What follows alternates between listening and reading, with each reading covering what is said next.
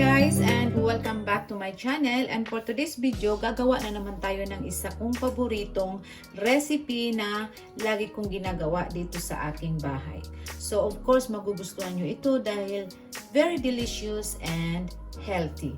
So ngayon, umpisa natin. Narito ang aking mga ingredients. So of course, meron tayong 1 whole chicken that I cut it into pieces. And I have 1 lemon, 1 whole garlic, potato, and 1 big sliced onion.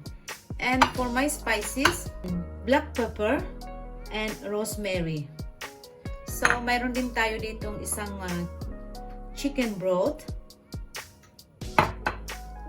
balsamic vinegar,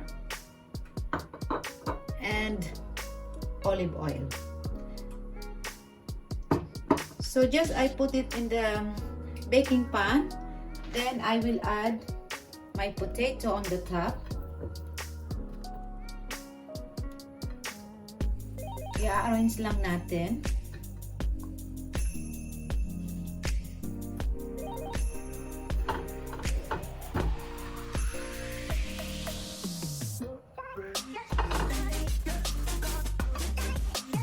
Add the rosemary and the black pepper.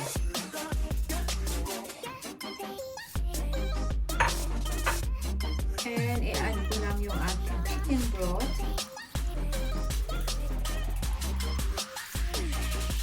Add a balsamic. 2 spoon. Ating olive oil. 2 spoon also. Hindi ko na mini-measure guys. So, ini-estimate ko na lang. Kasi alam ko na ito kung paano gawin. Kasi lagi ko naman siyang ginagawa. And I forget to show you guys, I will add also a pomegranate, 2 spoon.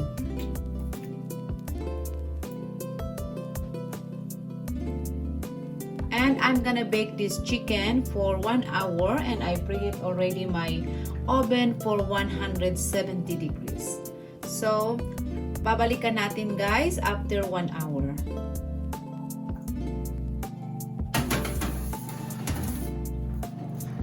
One hour later.